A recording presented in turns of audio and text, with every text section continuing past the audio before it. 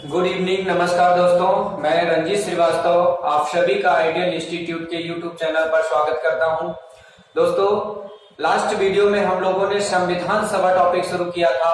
आज हम उसका आगे का पार्ट शुरू करने जा रहे हैं, तो आप इसको आगे कंटिन्यू समझने का प्रयास करिएगा। पिछले वीडियो में हमने आपको बताया था कि हमारी संविधान सभा में कितने सदस्य होंगे, कहां से कितने सदस्य आएंगे, इस बारे में आपसे हमने चर्चा की थी। उसी के आगे कंटिन्यू आज हम लोग इस आगे के वीडियो में बातों को समझेंगे। चलिए देखिए, मैंने बताया था लास्ट क्लास में आप लोगों को कि 24 मार्च 1946 के दिन कैबिनेट मिशन भारत में आया था, और ये कैबिनेट मिशन दो प्रस्ताव लेकर के आता है। एक संविधान सभा का गठन करना और दूसरा अंतरिम सरकार का गठन करना। तो कैबिनेट मिशन ने पूरा स्ट्रक्चर उसमें बता दिया है कि हमारी संविधान सभा में कितने सदस्य होंगे, कहां से कितने सदस्य आएंगे। ये समस्त बातें हम लोगों ने पिछले वीडियो में समझ रखी थी। आज उसके आगे कंटिन्यू समझेंगे। तो जब हमारी संविधान सभा का निर्माण हो जाता है, यानी संविधान सभा का जब निर्माण हुआ, तो उसमें सदस्य किस तरीके से आते हैं, किस प्रोसेस से पहुंचे थे, तो मैंने बताया था कि उसमें दो प्रकार से सदस्य आए थे, एक नॉमिनेशन के माध्यम से और एक बाय इलेक्शन। दो प्रकार से सदस्य जब पहुंचे थे, उसके बाद संविधान सभा का निर्माण हो जाता है, सारी प्रक्रिया शुरू हो जाती है। अब आगे जानेंगे। 9 दिसंबर 1946 के दिन हमारी संविधान सभा की पहली बैठक होती है। संविधान सभा की पहली बैठक कब होती है, तो बताएंगे 9 दिसंबर 1946 को हमारी संविधान सभा की पहली बैठक दिल्ली के सेंट्रल हॉल में आयोजित की जाती है। जब हमारी संविधान सभा की पहली बैठक होने जाती है, इस दिन हमारी संविधान सभा में कुल कितने सदस्य पहुंचते हैं, तो बेटा याद रखिएगा, इस दिन हमारी संविधान सभा में टोटल 207 सदस्य थे। कितने सदस्य थे? 207। इसको याद कैसे रखना है? हमारे मनुष्य के शरीर में कुल हड्डियों की संख्या कितनी होती है? एक वयस्क मनुष्य में कितनी हड्डियां होती हैं, तो याद रखेंगे 206 हड्डियां होती हैं। तो उसी में क्या करना है, 1 प्लस कर दीजिएगा। 206 हमारे शरीर में हड्डियां होती हैं, उसी में 1 प्लस कर देंगे तो 207 हो जाएगा। बस इसी से थोड़ा इसको कोरिलेट कर लीजिएगा। संविधान सभा की पहली बैठक में उपस्थित सदस्यों की संख्या कितनी थी? 207। 207 सदस्यों ने संविधान सभा में पहली बैठक में भाग लिया था। एक प्रश्न यहां से यह भी पूछा जाता है कि हमारी संविधान सभा की पहली बैठक में महिला सदस्य कितनी थी, तो याद रखेंगे संविधान सभा की पहली बैठक में कुल 9 महिलाओं ने पार्टिसिपेट किया था। 9 महिला सदस्य थी। कितनी सदस्य थी? 9।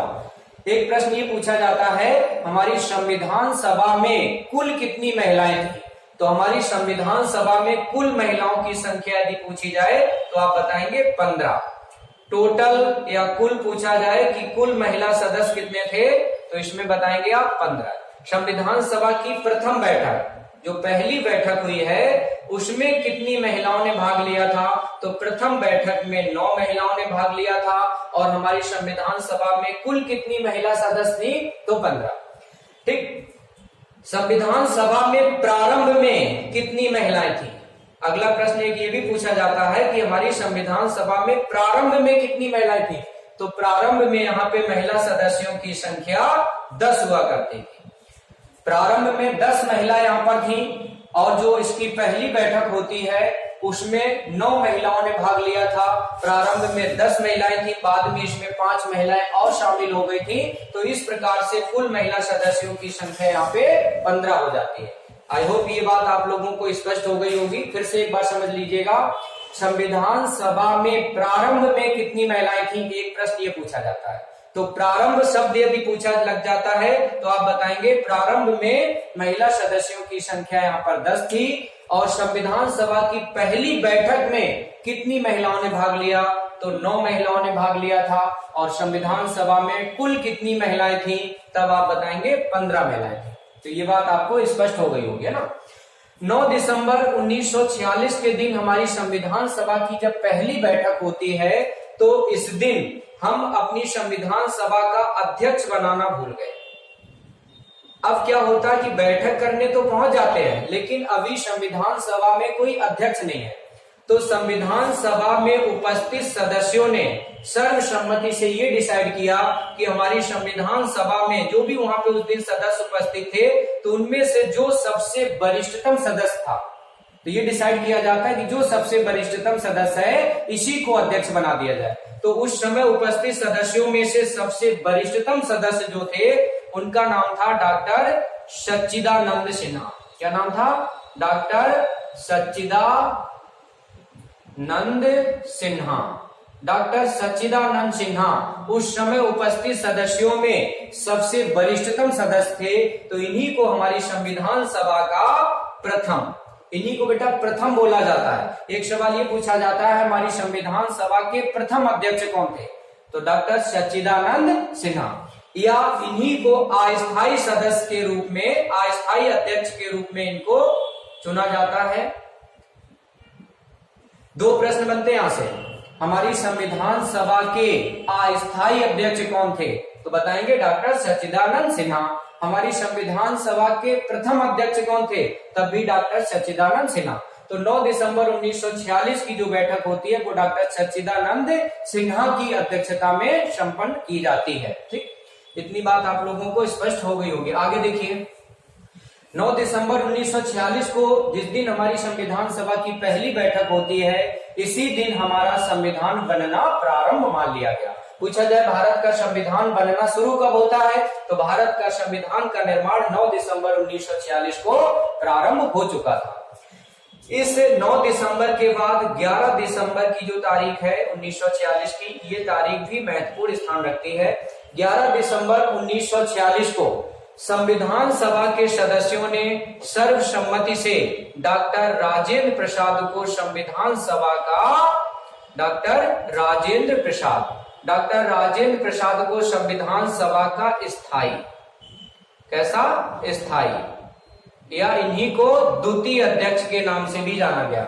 डॉक्टर राजेंद्र प्रसाद को संविधान सभा का स्थायी या द्वितीय अध्यक्ष के रूप में 11 दिसंबर 1946 को चुन लिया जाता है। तो इस प्रकार से हमारी संविधान सभा में टोटल 2 अध्यक्ष थे। कौन कौन? एक डॉक्टर राजेंद्र प्रसाद और एक डॉक्टर सच्चिदानंद सिन्हा। डॉक्टर सच्चिदानंद सिन्हा संविधान सभा के अस्थायी या प्रथम अध्यक्ष हैं और डॉक्टर राजेंद्र प्रसाद हमारी संविधान सभा के द्वितीय या स्थायी अध्यक्ष के नाम से जाने गए थे। ठीक, इसके बाद इसमें एक अगली महत्वपूर्ण तारीख याद रखनी है आपको, 13 दिसंबर।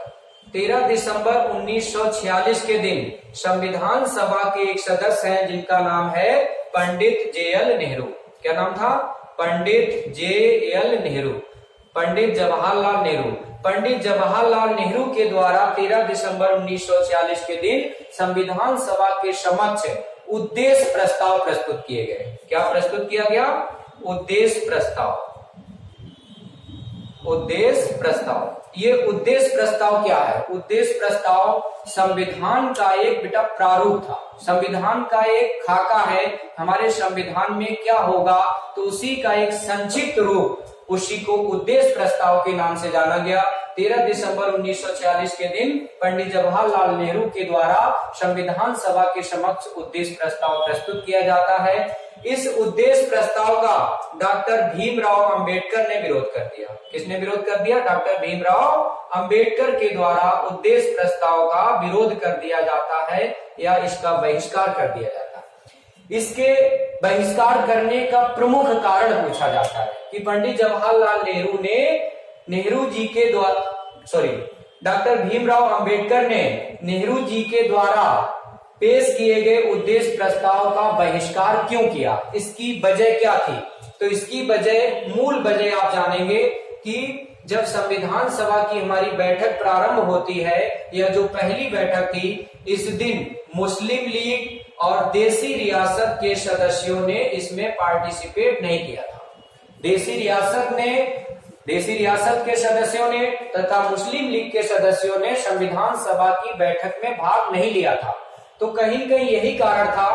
अंबेडकर जी ने कहा कि जब हमारी संविधान सभा के सभी सदस्य उपस्थित नहीं हैं, तो इतनी महत्वपूर्ण चीज को यहाँ पर जो है अभी स्वीकार करना कहीं कहीं जल्दबाजी होगी। इस वजह से उद्देश्य प्रस्ताव का अम्बेडकर जी ने विरोध कर दिया था। ये बात स्पष्ट हो गई कि अम्बेडकर जी ने नेहरू जी के द्वारा पेश किए गए उद्देश्य प्रस्ताव का बहिष्कार क्यों किया था। तो उसका मूल कारण ये बताएंगे आप, क्योंकि उस दिन मुस्लिम लीग और देसी रियासत के सदस्यों ने भाग नहीं लिया था। इन्होंने जो है हमारी संविधान सभा से बाइकआउट कर लिया था। इनकी डिमांड थी कि हम अपने संविधान का निर्माण स्वयं करेंगे, हमारी खुद की एक संविधान सभा होनी चाहिए और हम अपने संविधान का निर्माण स्वयं करेंगे। इन लोगों का मानना यह था, इस वजह से हमारी संविधान सभा में भाग लेने नहीं पहुंचते हैं। चलिए आगे समझेंगे। तो इस प्रकार से 13 दिसंबर की तारीख याद रखेंगे। 13 दिसंबर को संविधान सभा के समक्ष उद्देश्य प्रस्ताव पेश कर दिए गए थे। इधर क्या होता है, समय व्यतीत होता जाएगा। लगभग 1 महीने के बाद 22 जनवरी 1947 का दिन आता है। 22 जनवरी 1947 के दिन पंडित जवाहरलाल नेहरू ने अपने उद्देश्य प्रस्ताव का संशोधित रूप तैयार कर लिया है। आज 22 जनवरी 1947 के दिन नेहरू जी के द्वारा बनाए गए उद्देश्य प्रस्ताव का संशोधित रूप पेश किया जाएगा और उसका संशोधित रूप किसके द्वारा पेश किया जाएगा, एम.आर. जयकर। किसके द्वारा, एम.आर. जयकर महोदय। तो एम.आर. जयकर महोदय के द्वारा 22 जनवरी 1947 के दिन उद्देश्य प्रस्ताव का संशोधित रूप पेश किया गया और उस उद्देश्य प्रस्ताव के संशोधित रूप को ही क्या कहा गया, आप लोग कमेंट करके बताएं कि उद्देश्य प्रस्ताव के संशोधित रूप को क्या कहा गया था। तो याद रखिएगा, उद्देश्य प्रस्ताव के संशोधित रूप को प्रस्तावना नाम दिया गया था। क्या नाम दिया गया था, प्रस्तावना, प्रीएम्बल। पूछा जाए संविधान की प्रस्तावना को किसने पेश किया। अब देखिएगा यहाँ पे प्रस्तावना को कहीं कहीं तैयार किसी और ने किया और संविधान की प्रस्तावना को पेश किसी और ने किया। संविधान की मूल जो प्रस्तावना है वो पंडित जवाहरलाल नेहरू के द्वारा तैयार की गई थी, जबकि प्रस्तावना को पेश किसने किया है, तो एम.आर. जयकर महोदय ने। अगर प्रश्न आ जाए कि भारत की संविधान की प्रस्तावना को संविधान सभा के समक्ष किसने पेश किया था, तो आंसर देंगे जयकर महोदय। भारतीय संविधान की प्रस्तावना को किसने तैयार किया था, तो पंडित जवाहरलाल नेहरू ने। बताएंगे कि पंडित जवाहरलाल नेहरू ने इसे तैयार किया था। तो इस प्रकार से 22 जनवरी 1947 के दिन उद्देश्य प्रस्ताव का संशोधित रूप पेश कर दिया जाता है, जिसे प्रस्तावना प्रीएम्बल के नाम से जाना जाएगा। अगला एक टॉपिक बन जाएगा प्रीएम्बल। अगले वीडियो में हम लोग प्रीएम्बल के बारे में जानेंगे, भारतीय संविधान की